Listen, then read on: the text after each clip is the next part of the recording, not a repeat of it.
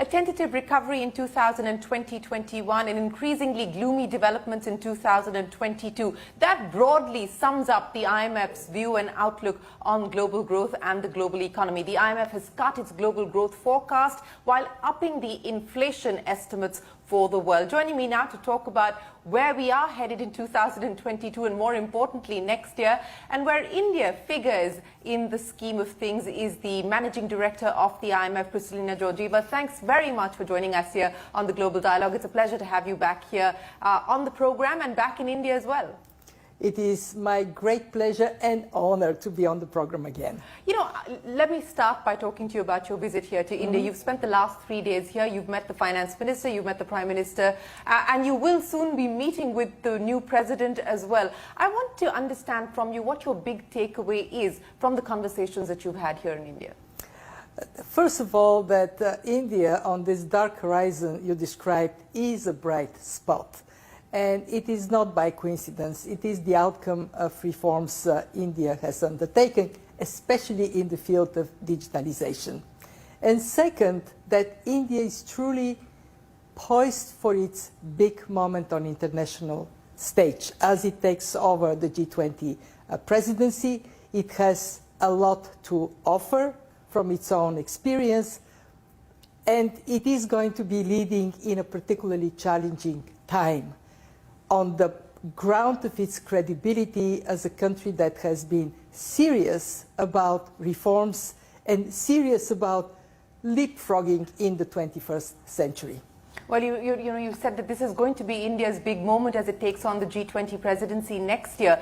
You talked about the digitization benefits as well. But I want to understand from you the role that India can play as it takes on the G20 presidency. For instance, in your conversations with the Finance Minister, I understand that she urged the IMF to take a proactive role as far as global regulations on cryptocurrency is concerned. So what do you believe can be the role that India in coordination with the IMF can play on some of these crucial issues? I see 3 areas where we can work very productively together. We can support the Indian presidency. First, with strengthening the multilateral system.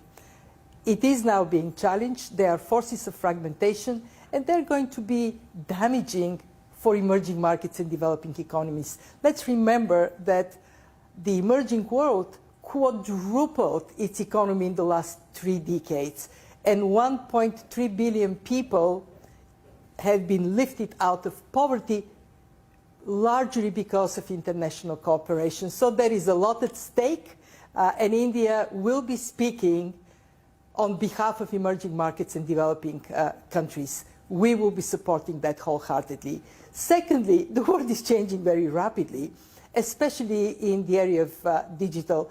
It was put on steroids by the pandemic, and in the world of money, both CBDCs and crypto stablecoins have emerged very strongly, but they're not regulated. So India is right to call on the IMF to make sure that crypto is not the new wild, wild west. And we are very aligned in how we think about the necessity of regulation to, one, differentiate across different asset classes, from those that are not backed, like Bitcoin, to stable coins that are backed, but they bring a different risk of, say, dollarization if US stablecoin is the one to dominate. So we have to work together to advance regulation for the benefit to take advantage of what crypto can deliver, fast and cheap payments, but also manage the risks to cybersecurity, and especially how money gets on the darker side of the world. And third, we see huge advantage of working in sync with India at the time when debt sustainability is becoming a growing concern. There is the G20 Common Framework for Debt Resolution. It is very important to have a rule book that makes access to it and using it clear. possibly expand it so countries like Sri Lanka can find a home in the common framework. And India, being a new donor, a new lender, can play a very important role in advancing that work. And of course, we have many other issues like climate, where I expect the G20 to find space for everybody to see eye to eye on these global challenges. You know, you've spoken about several of the opportunities and several of the global challenges as well. Let me address each one of those. But before I move away from cryptocurrencies, just a quick word on how soon you believe we will or we could possibly see a global regulation or a global architecture being put in place, given the fact that this is, you know, so many different jurisdictions we're talking about. We already have a roadmap that the FSB has been pursuing with streams of work. What we are expected to do, and the finance minister was very clear about it, is to bring the voices of all our 190 members in this conversation and make sure that regulation is done with an eye to the interests of different groups of countries. In fact, the Prime Minister expanded the request by saying, well, it would be very good if the fund looks more broadly in India's experience with digitalization for inclusion, for improving fiscal performance, collect more taxes, improve the quality of spending, for how India dealt with the pandemic. So we intend to dedicate a team to work specifically on the issue of crypto, bring the two other key agencies, BIS and FSB, so together we can have a more pragmatic, with clear deliverables, roadmap towards more regulated space.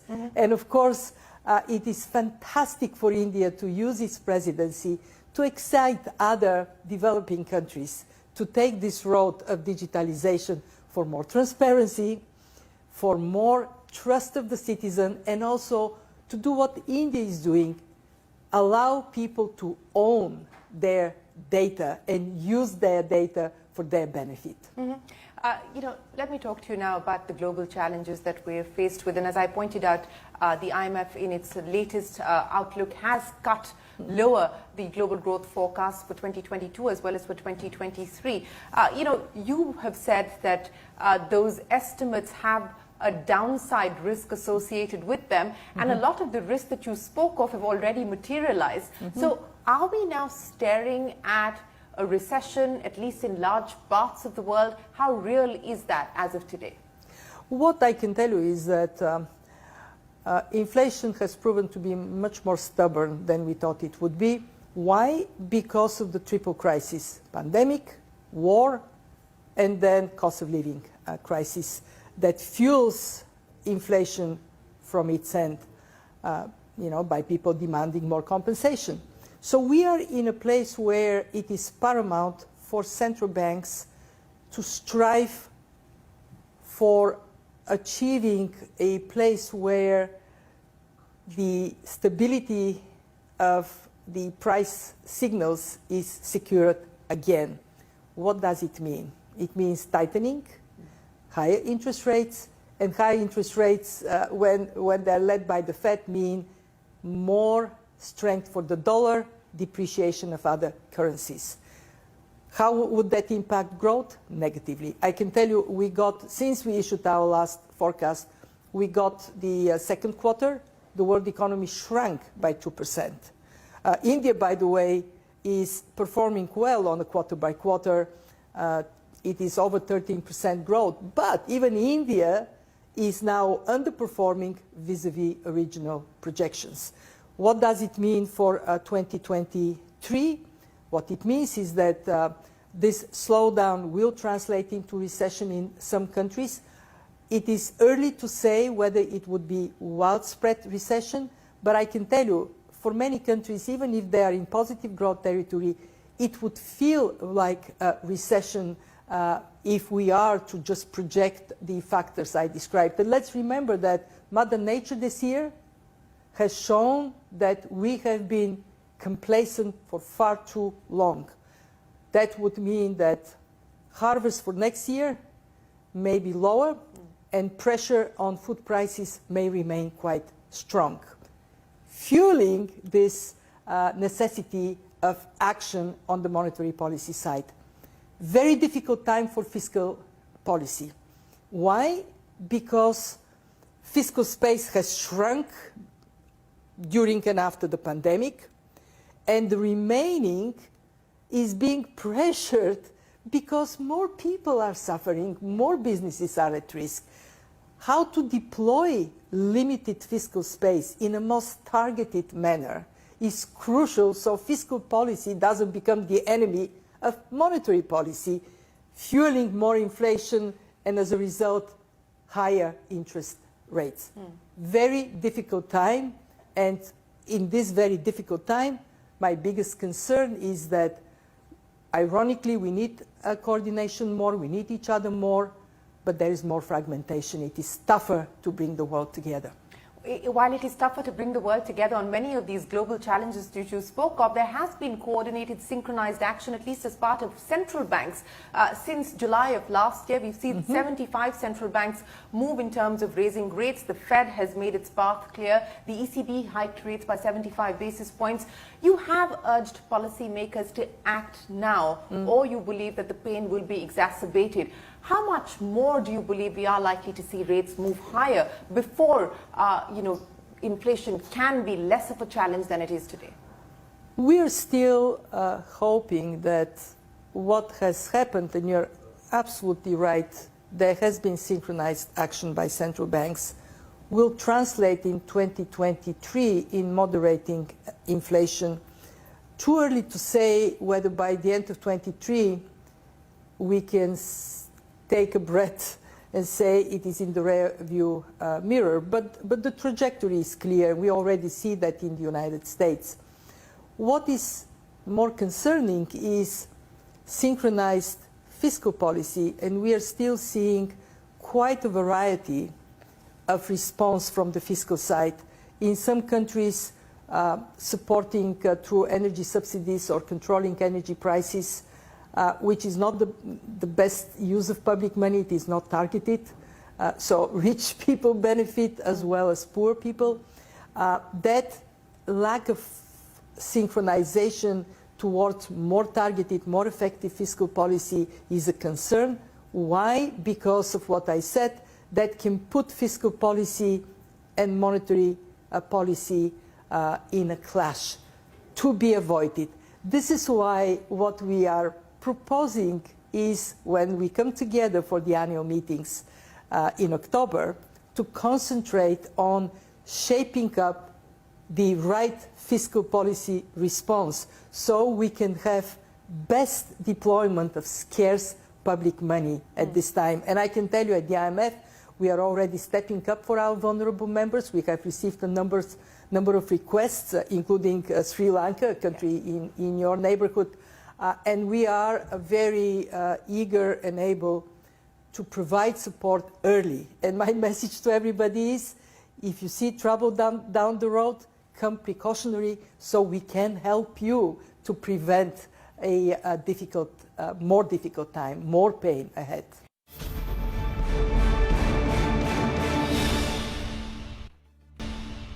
I want to talk to you about food inflation, and specifically one of the challenges of food protectionism. That is something that you have cautioned policymakers against. Was this something that came up in the conversations here in India? Because India has decided to go down the path of imposing export duties as well as bans on several food commodities.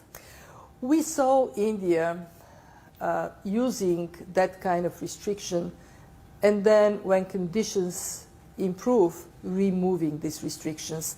And I very much hope it would be the case this time around. What India is experiencing is a harvest that is quite problematic because of weather conditions. And India has almost 1.4 billion people to feed.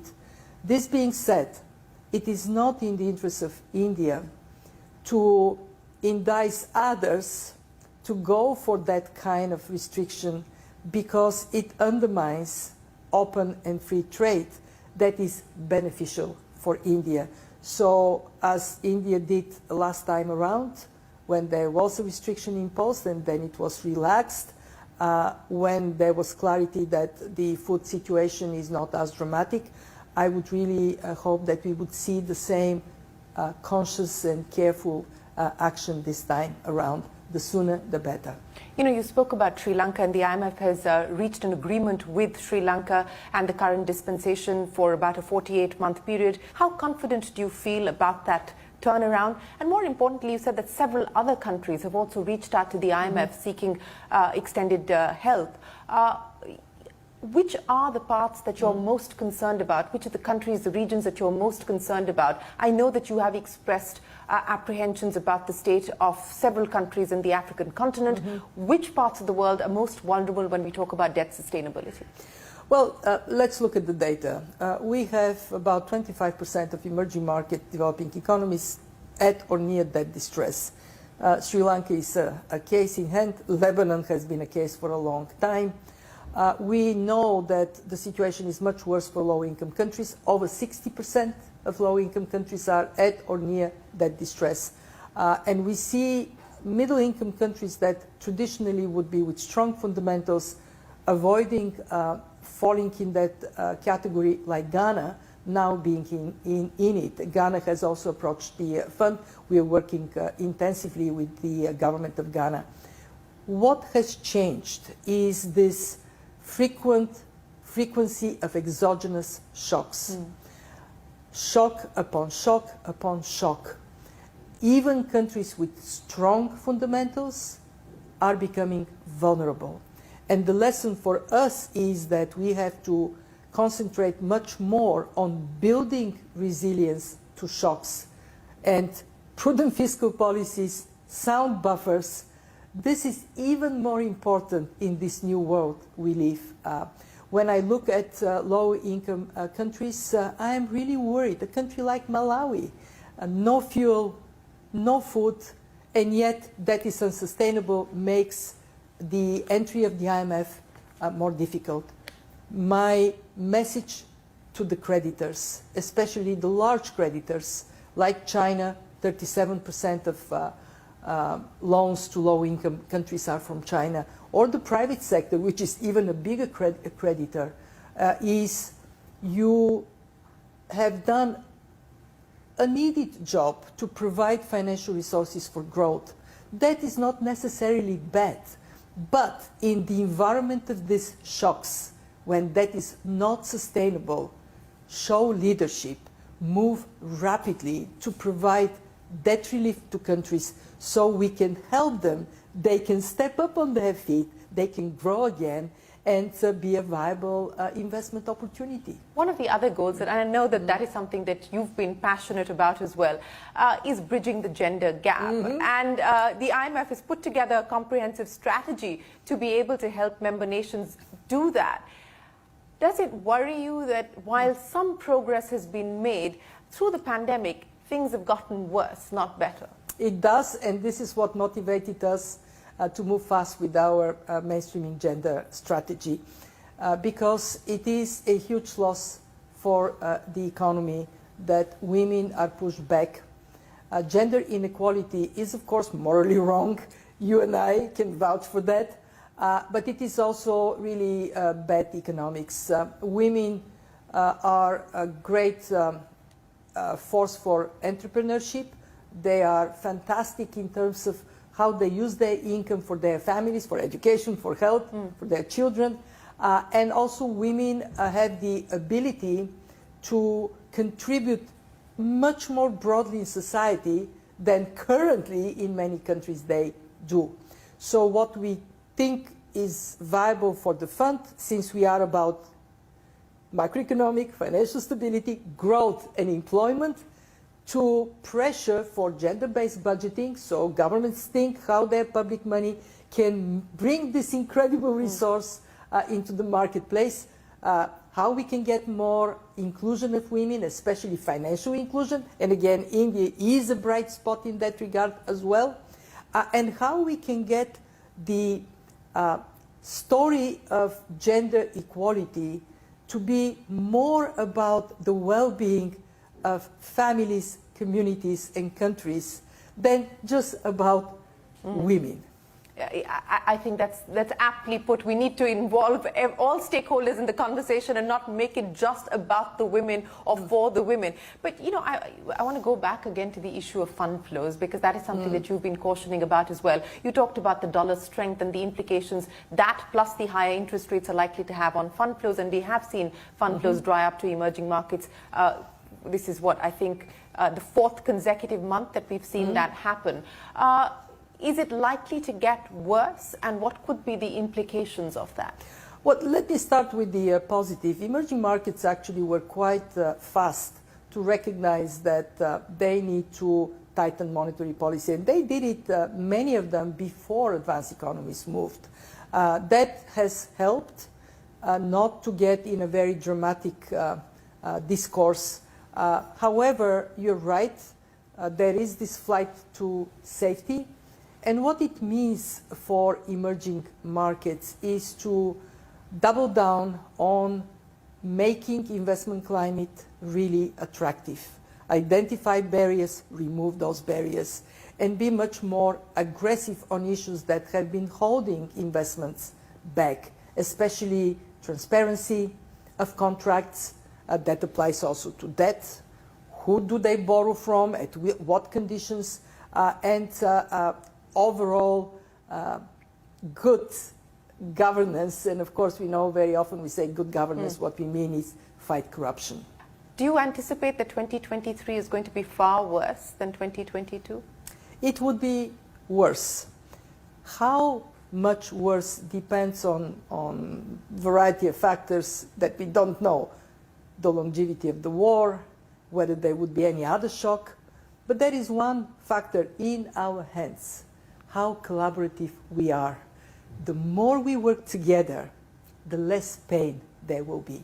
But is there any indication of that? You said that we're living in a fragmented world, so is there any indication of more synchronized collaborative action? There are these good signals. Central banks coming together. When did they come together? When it became really scary. I hope we can come together on other issues as well, on trade, on debt, on climate, and it is a bit a chicken and egg. If we give up and say, oh, it's fragmented, we can't do it, then it is likely to be even worse. If we just roll our sleeves and work to show everybody why it is in your interest to collaborate with others, and then we build a platform for this collaboration, multilateral institutions today have a huge responsibility to be the place of unity, as challenging that may be. You know, you talked about central bankers coming together as the world got scarier. What is the thing that scares you the most from the perch that you sit at? And what is the one thing that gives you hope today? What scares me the most is us falling on a down spiral in terms of global cooperation and justifying it with, we haven't been quite fair during the golden era of globalization. Not everybody benefited, but we kind of pretended that was the case. So be honest and then identify where we have problems and then tackle them. Don't shy away from them. And I worry that the forces of pushing us away may get even stronger in a context of prolonged war, and a war that may have other unexpected spillovers. What gives me hope? We people are very inventive, and we do have the smarts to overcome challenges. Take the pandemic. In 1 year, we had vaccines. So if only we could invent a vaccine against moving away from each other, a vaccine that makes us hug each other, the world would be a great place. Well, and we hope that if we do get that vaccine, it is available and accessible to all, because that wasn't the case with the COVID-19 vaccine. Kristalina Georgieva, it's been an absolute pleasure. Thank you very much for joining us here on the Global Dialogue.